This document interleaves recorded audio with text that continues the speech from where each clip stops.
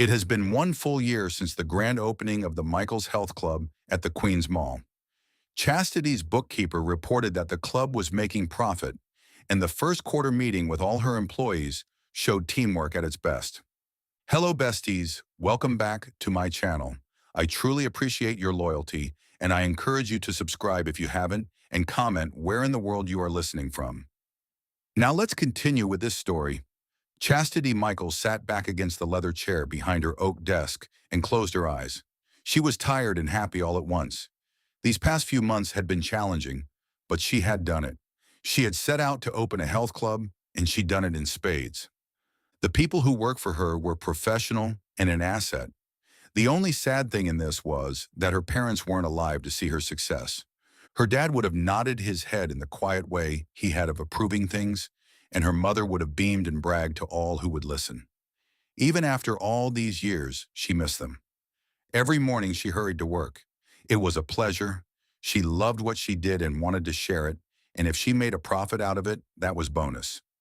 All her life, she'd had examples of healthy living from her parents and their friends. Her father was a doctor, and her mother a dancer and teacher. From her father, she learned how to eat and stay healthy. From her mother, she learned how to maintain her body through dance, exercise, and martial arts. When she told them that she was going to pursue a career in physical fitness, they encouraged her. They never got the chance to see her earn her degree and the hard work she put in to make the Michael's Health Club a reality. A fatal accident on their way home from vacation took their lives and left her alone. Are you feeling sorry for Chastity right now? Don't be, because she is strong and she plowed through. Hello, Michael's Health Club. How may I help you? Chaz answered the phone, wondering why Debbie, her receptionist, hadn't. Chaz, is that you? A fuzzy voice said. She smiled because she recognized it. Oh, hello, Doc. It's a pleasure to hear your voice.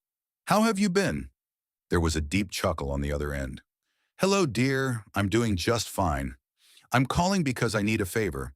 I have a patient in need of your services. I was hoping you'd take him on, and I called to make an appointment for him because it's the only way he'll commit. I don't see why not. We're still enrolling new clients. Let me transfer you to the receptionist, and she'll set it up for you.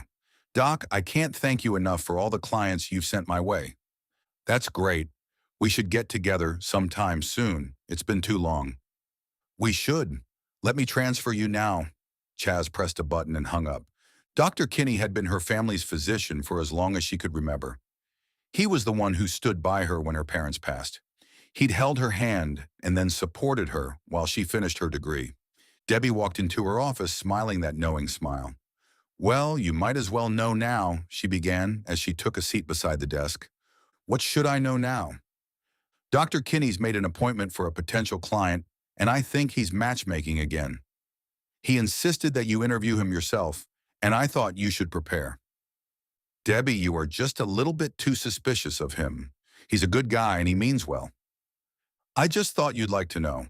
I set the appointment for tomorrow at 2 p.m. His name is Devlin Wade. I also think you might wear something more feminine instead of the staff uniform, because his name alone sounds like sex. Chaz narrowed her eyes at her and stood up from behind the desk. Get out of here, you. Maybe I should go over office protocol with you again. Dating clients is a no-no.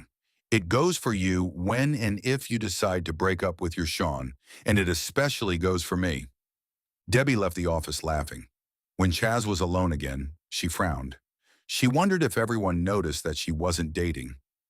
Debbie has offered plenty of times to set her up with someone, but she'd always refused. She'd had bad experiences with blind dates.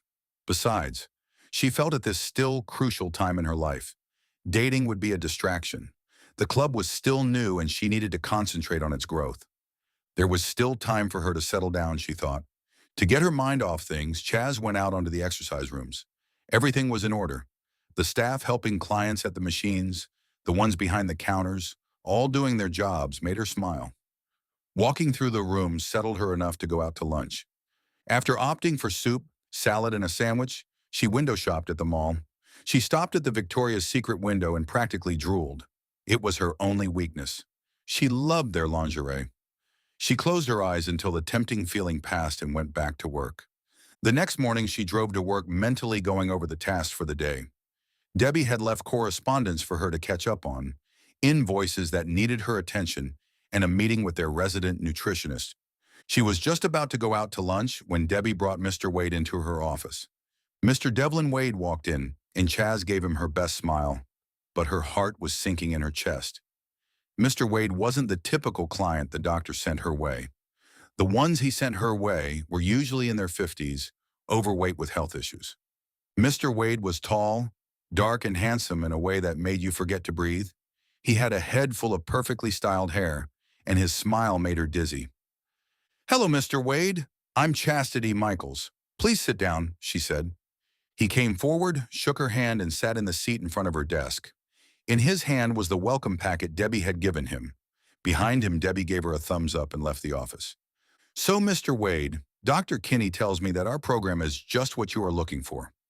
I see that my receptionist has given you our welcome packet.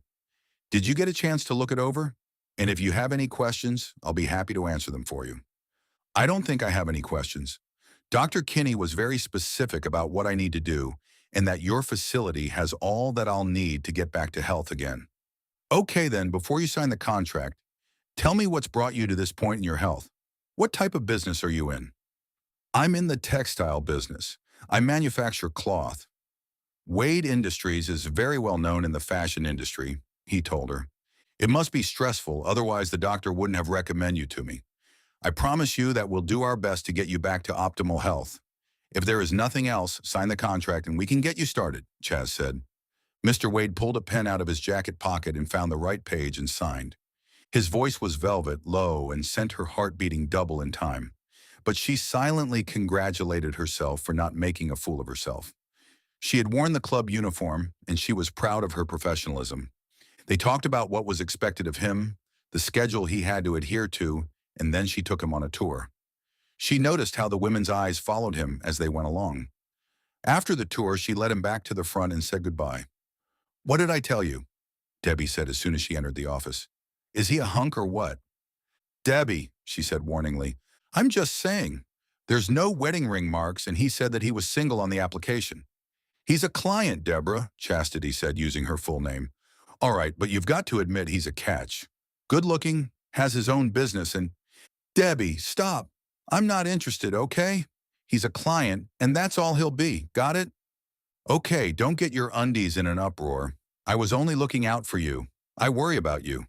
I don't remember the last time you had a date, let alone a relationship. You need to stop babysitting this place and live a little. Deb, I've known you a long time and we've been through thick and thin, but I'm fine. You don't have to worry about me, okay?" "Fine, but you're the boss. Who's going to reprimand you if you see a client?" "Honey, I know this place makes you happy, but you've no one to share that happiness with. Think about that tonight when you get into your lonely bed." "Okay, now I feel sorry for Chastity. Do you think she should pursue Devlin Wade, whose name sounds like sex? Comment what you would do." Chaz sat at her desk for almost an hour thinking about what her friend said. On one level, Debbie was right, but on an altogether different level, she wanted to set an example for her staff. She discouraged staff from dating each other and clients because of how ugly it could get if it ended badly. How would it look if she dated a client while she frowned on them for doing it also? The next day was Friday, and no one was happier than Chaz. She had 2 whole days to herself and to get a grip, as Debbie would say. Just one more day and then she could relax. She even had plans to treat herself. She made reservations to go out to eat at Tourmaline. It was one of her father's favorite places to eat. On her way out, she made up with Debbie and told her about her plans. "That's more like it. Even though I think it would be better if you had company, but it's a start. I know I came down on you a little hard and I'm sorry if I hurt your feelings. It's just that I worry about you. We always said that we'd get married and have dozens of children. Do you remember that?" Chaz laughed. "I remember, and as long as we're on the subject, you aren't married either. When is that man of yours going to do the right thing and marry you?" "He's been asking, but I feel that our relationship is fine the way it is for now. I want him to pass the bar first. You know he's going to pass it and then make partner at that firm, make lots of money, and then I'll have to find another receptionist because you'll be too busy being a socialite with nannies to care for your children," teased Chaz. "Please, I promised him 1 child and then the baby-making machine is going out of business. but the other stuff I want. Friday morning, Chaz awoke and followed her morning routine. She came back from her run and dug into the laundry she had put off from the night before. While the first load was in the dryer, she made a grocery run. She was so glad her building had laundry facilities. It made life so much easier. The first thing Chaz noticed was that her office door was closed and Debbie was at her desk with a fierce expression on her face. "Good morning, Deb. Is there something wrong?" she asked. "He's in your office and won't leave. I was going to call security but didn't want to bring unwanted attention to the club. So handle it." Debbie got up and made to leave, mumbling something about needing coffee. "Wait, who's in my office?" Debbie warded her off and continued on her way out. Chastity opened her door slowly and peeked in, ready for some disgruntled client. It was Devlin Wade. She pushed the door open wider and walked in. "I sincerely hope you have a reason to be here upsetting my receptionist," she said. He was sitting on the love seat in the sitting area of the office. He stood up and came toward her, peeked out and reached behind her to shut the door. "I'm sorry," he began. "I didn't have anywhere else to go," he explained. Chaz calmly walked past him to her desk. She picked up the phone. "Convince me not to call security," she threatened. "Look, I'm sorry. This morning was very traumatic for me. There were reporters everywhere I went. They were at the plant and at my house. I just needed somewhere they didn't know about. I'll apologize to your receptionist. Just let me stay here until closing time. You won't see me again until I start on Monday."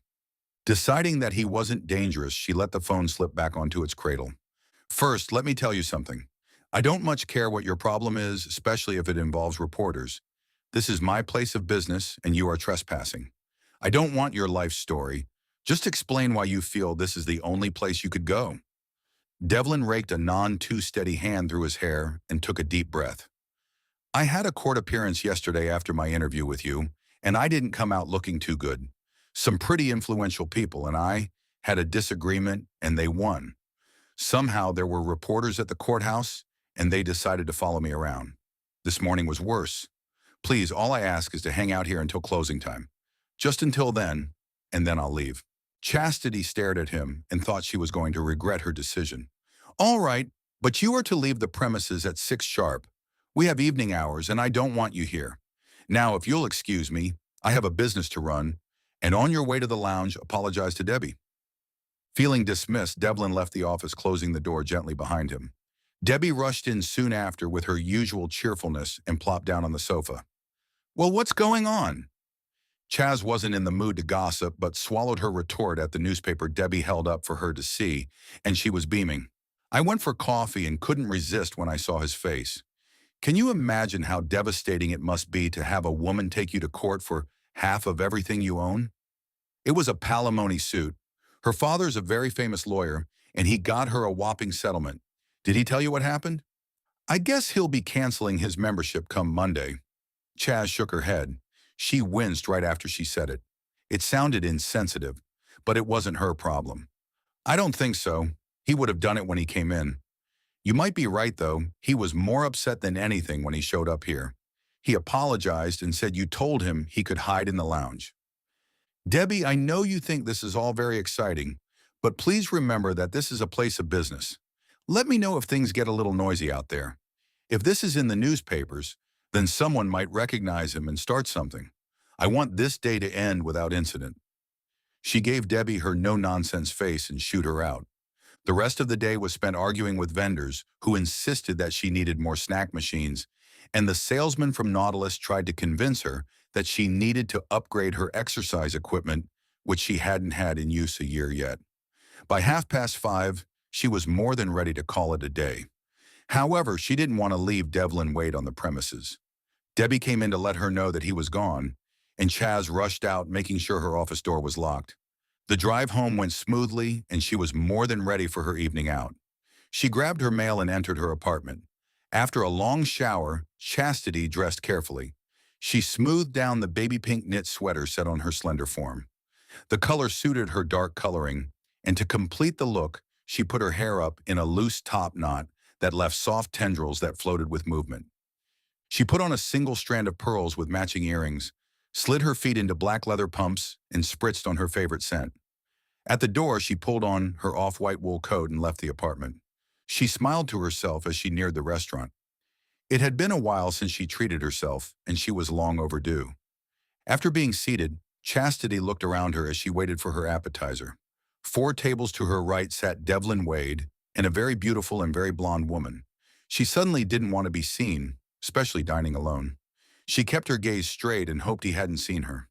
It didn't seem likely because that woman had his undivided attention. She asked for the check as soon as they left. The head waiter came to her, and he let her know that her bill had been taken care of. She smiled graciously at him, left a tip at the table, and left. She fumed all the way home. How dare he? How humiliating. She threw her shoes and almost ripped her clothes off. It was a whole hour before she calmed down. It was late, but she was too wired to sleep. She went into her living room to put on a CD. She sat down with a glass of wine and allowed the music of Kenny G lull her into a warm and fuzzy place. She heard a funny note at the end and realized that it was her doorbell. Annoyed, she got up to answer it. Mr. Bernstein complained about everything from her phone ringing too loud to the type of music she listened to. Tonight she wasn't having it. Tonight she was going to let him know that this was a free country, and if he didn't like what she listened to, that he could go to hell. She opened the door. Mr. Bernstein, it's Friday. Don't you have anything better to do than harassing me? There, leaning against the doorframe, was Devlin Wade in all his glory. He looked very calm as he casually let himself into her apartment. Aren't you going to invite me in? He asked in his velvety voice. Chastity slowly turned to face him, realizing that this man had just entered her home without permission. You are in, she replied. Something was terribly wrong. He shouldn't be here, in her home. She shook herself and grabbed him by the arm and ushered him back out the door. Then she faced him in all her fury. How dare you assume that I would let you into my home? This is not the health club, Mr. Wade, and I suggest that you leave right now, or I will call the police. He just stood there leaning against the frame. His eyes traveled the length of her, and it was then she realized what she had on. Chaz tried to slam the door in his face, but he foresaw and placed his foot in the door. Remove your foot or I'll break it, she threatened. Devlin was no longer smiling. Chastity, Ms. Michaels, I didn't mean to intrude. I have the same problem I had earlier. I went home and found reporters camped outside my house. I tried to go to a hotel, but they found me there too. They know my car. I'm exhausted and I need a place to stay. Couldn't you let me stay the night? For a moment, Chastity was speechless. Then she broke into a grin, and then she was laughing. She had a firm grip on the door and continued to laugh at him. You can't possibly be serious. I don't even know you. Not professionally and certainly not personally. I don't believe you have nowhere to go, and I can't let you stay here. She made to shut the door once more, but he used his foot to stop her.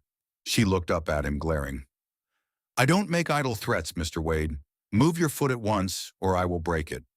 Pull the door open a little. I can't budge my foot, he told her. She pulled the door open, and before she could react, he pushed his way in and yanked the doorknob from her and closed the door. Chastity saw red and did what any normal woman who felt threatened would do. 1 minute, Devlin Wade was standing towering over her, and the next, he was thrown across the room to land squarely on his back beside her cocktail table. The surprise on his face was comical, and if Chastity weren't angry, she would have laughed. Still on his back, he commented, Had I known you could do that, I would have tried a different approach. Wow, did you see that coming? Comment yes if you think he deserved it. Well, that's it for now. Come back soon to hear what happens next. Please encourage me by smashing that like button and subscribing.